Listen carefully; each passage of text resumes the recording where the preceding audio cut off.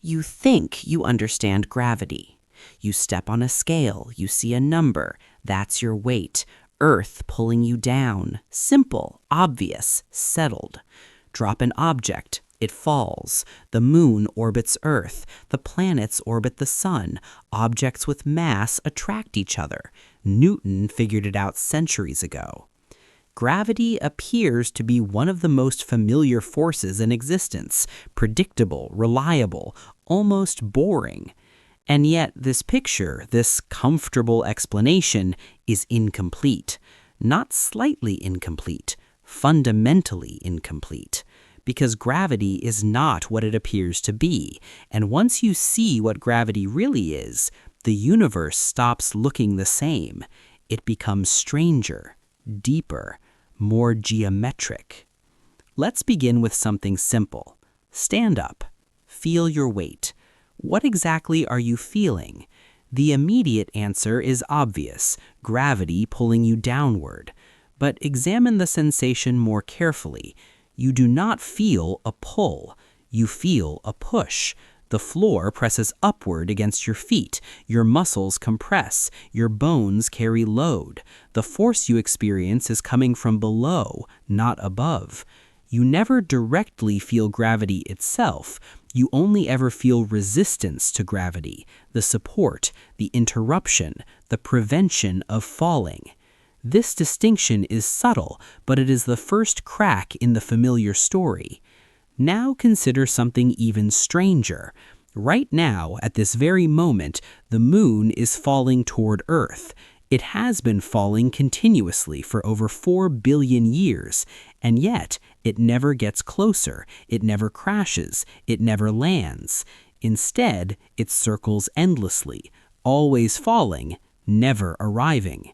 What kind of pole behaves like that? A pole that never completes its job? A pole that causes constant motion but never contact? Newton provided an answer that changed history. He proposed that every object with mass attracts every other object with mass. The strength of this attraction depends on two things, mass and distance. More mass creates stronger attraction. Greater distance weakens it. Specifically, the strength decreases with the square of the distance. Double the distance and the force becomes 4 times weaker. This simple law explained the motion of planets, moons, comets, and falling objects all at once. It unified heaven and earth under one principle. An apple falling from a tree and the moon orbiting Earth were governed by the same rule. This was revolutionary. Before Newton, celestial motion and earthly motion were thought to follow different laws. Newton showed they were the same. The moon is not suspended. It is falling, but it is also moving sideways fast enough that it keeps missing Earth. Its forward motion and its inward fall combine to create an orbit. This explanation worked perfectly. It predicted planetary motion with extraordinary precision. It explained ocean tides. It explained comets returning after decades or centuries. It allowed astronomers to discover new planets by observing tiny deviations in known orbits. Newton's theory became one of the greatest achievements in human thought. And yet, Newton himself was deeply uncomfortable with one aspect of his own theory. His equations described how gravity behaved, but not what gravity was. Gravity, according to his model, acted instantly across empty space. If Earth moved, the moon would immediately feel the change. No delay, no signal, no mechanism, nothing visible carrying the influence. Newton called this action at a distance. He could calculate it, he could predict it, but he could not explain it. How does one object affect another across empty space without anything connecting them? He had no answer, and for centuries, neither did anyone else. Still, the theory worked so well that most scientists stopped asking deeper questions. They focused on using gravity, not understanding it. But there was another mystery hiding inside Newton's equations, a quiet coincidence that seemed almost too perfect. Drop two objects of different masses in a vacuum, a hammer and a feather. They fall at exactly the same rate. The heavier object experiences a stronger gravitational pull, but it also has greater resistance to acceleration. These two effects cancel perfectly, not approximately, exactly. Every object falls with the same acceleration regardless of mass. This is not obvious. This is not required. This is a clue. Newton's theory required two separate concepts. Gravitational mass determines how strongly gravity pulls on an object. Inertial mass determines how strongly an object resists acceleration. These are fundamentally different properties. And yet, in every experiment ever performed, they are always proportional, always equal in effect, always balanced. Why? Newton did not know.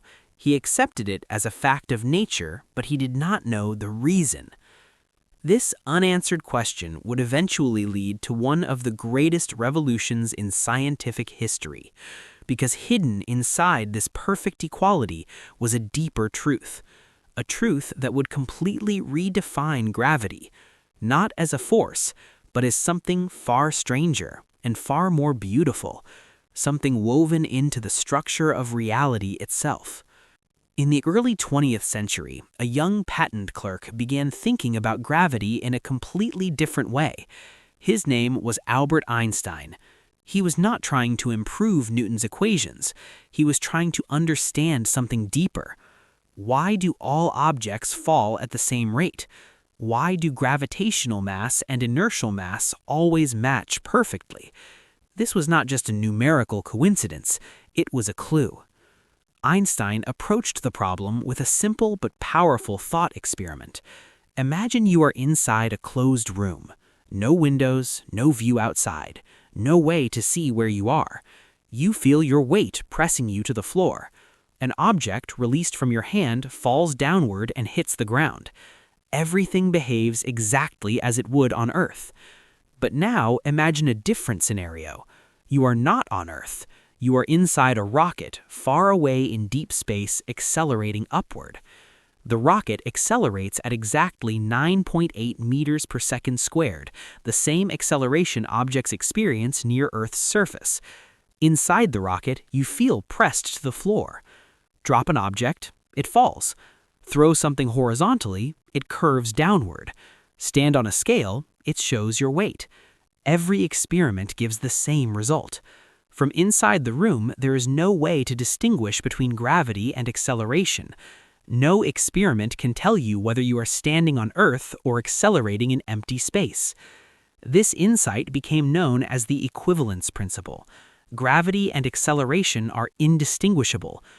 This was not just a curiosity, it was a revelation, because it suggested something radical. Maybe gravity is not a force at all. Maybe gravity is a consequence of motion. To understand why, consider another situation. Imagine you are floating in space, far from any planets or stars. You release an object next to you. It floats beside you. Neither of you accelerates. You feel weightless. This is true freedom of motion. No force is acting. Now imagine you begin falling toward Earth. As you fall, something remarkable happens. You feel weightless again.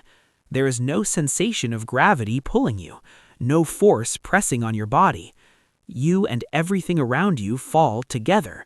From your perspective, nothing is pulling you at all. This seems contradictory. On Earth, gravity feels strong, but during free fall, gravity seems to disappear. This observation reveals something profound. The sensation of weight does not come from gravity itself, it comes from resistance to gravity. When you stand on the ground prevents you from falling. It pushes upward against your natural motion. This push is what you feel as weight. But when you fall freely, nothing resists your motion. You follow your natural path. You feel no force. This suggests a completely new interpretation. What if falling is not caused by a force? What if falling is the natural state of motion? What if standing still requires force? This idea reverses the traditional picture entirely. In Newton's view, standing still is natural and falling requires force. In Einstein's view, falling is natural and standing still requires force. This reversal changes everything. Because if falling is natural, then gravity is not pulling objects downward. Objects are simply following their natural paths, paths determined by the structure of space and time itself. To see why, consider motion in ordinary space. An object moving freely travels in a straight line. It does not need a force to keep moving. It only needs a force to change direction. Now imagine space itself is curved. In curved space, the straightest possible path can appear curved. An object following that straightest path is not being forced. It is simply moving naturally through curved geometry. This is the key insight. Gravity is not a force between objects. Gravity is the curvature of spacetime. Mass changes the geometry of spacetime. It bends it, distorts it, reshapes it. Objects moving through this curved geometry follow paths determined by the curvature. These paths are called geodesics. They are the straightest possible paths in curved spacetime. To the object, it feels like natural motion, but to an outside observer, it looks like acceleration. It looks like gravity. Consider the moon. It is not being pulled by an invisible force. It is following the natural geometry of spacetime around Earth. Spacetime near Earth is curved. The moon moves along the straightest possible path in that curved spacetime. This path happens to form an orbit. The same is true for satellites. Astronauts in orbit are not escaping gravity. Gravity at their altitude is still very strong, about 90% as strong as on Earth's surface. They float because they are in continuous free fall. They and their spacecraft fall together. Nothing pushes against them. Nothing resists their motion. They follow natural paths through spacetime, and natural motion feels like weightlessness. This insight explains something that Newton's theory could not fully explain: why all objects fall at the same rate. Because in Einstein's theory, gravity is not a force acting on objects individually. It is the geometry of spacetime itself. All objects follow the same geometry. Their mass does not matter. Their composition does not matter. The path is determined by spacetime, not by the object. Mass tells spacetime how to curve. Curved spacetime tells objects how to move.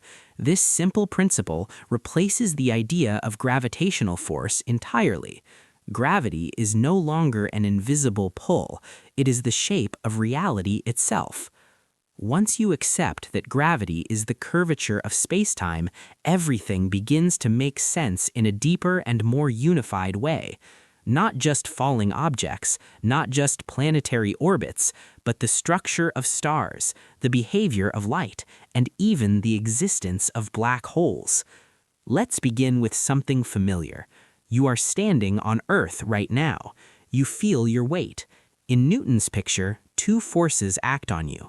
Gravity pulls you downward, and the ground pushes you upward.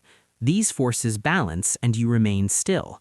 But in Einstein's picture, only one force acts on you. The ground pushes upward. That's it. There is no downward pulling force.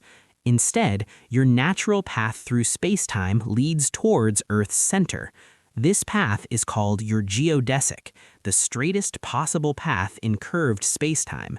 But the ground blocks this path. It prevents you from following it. So the ground pushes upward against you.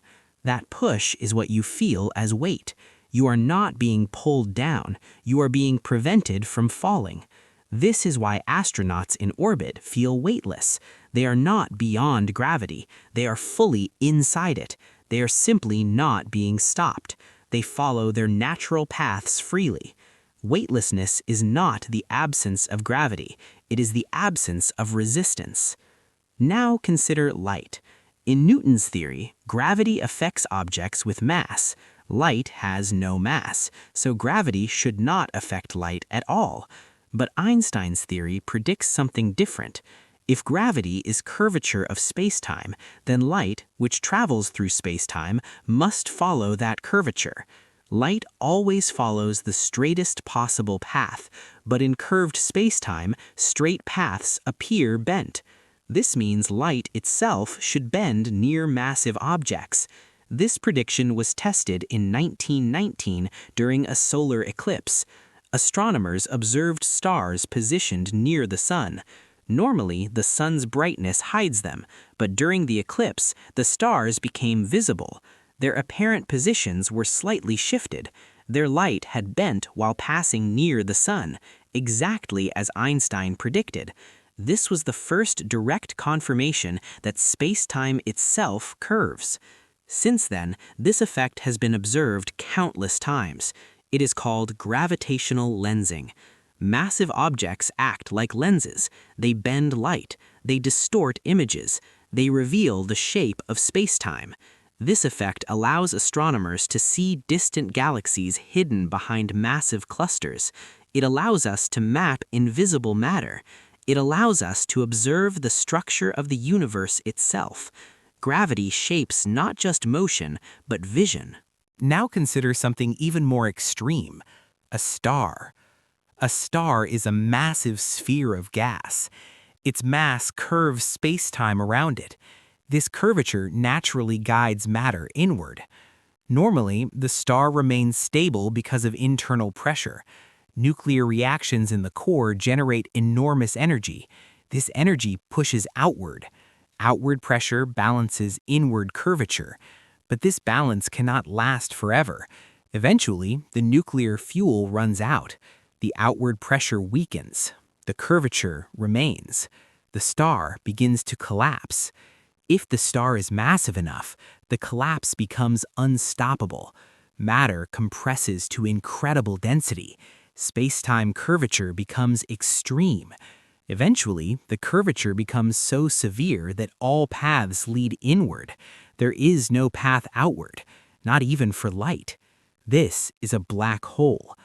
A black hole is not a physical object in the traditional sense.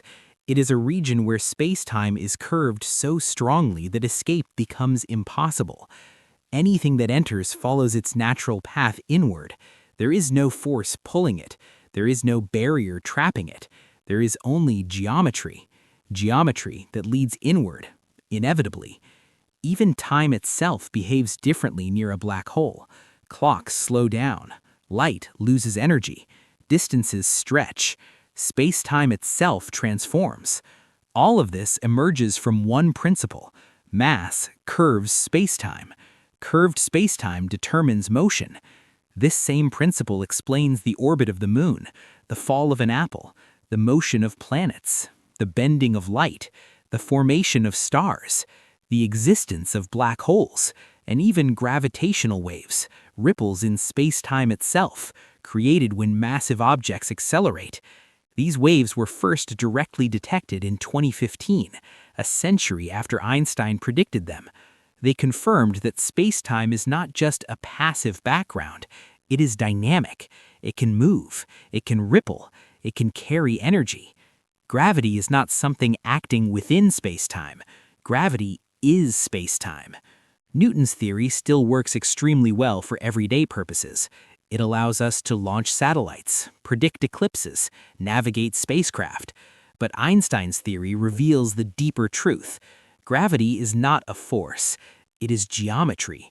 When you stand on the ground, you are not being pulled downward. You are being pushed upward, prevented from following your natural path. When an object falls, it is not being forced. It is being freed to follow the shape of spacetime. When the moon orbits Earth, it is not held by an invisible rope. It is moving along the straightest possible path in curved spacetime. Gravity is not an interaction between objects. It is a property of reality itself. Mass shapes spacetime. Spacetime shapes motion, and everything in the universe follows that geometry. Once you see this, gravity stops being a force. It becomes something far more profound.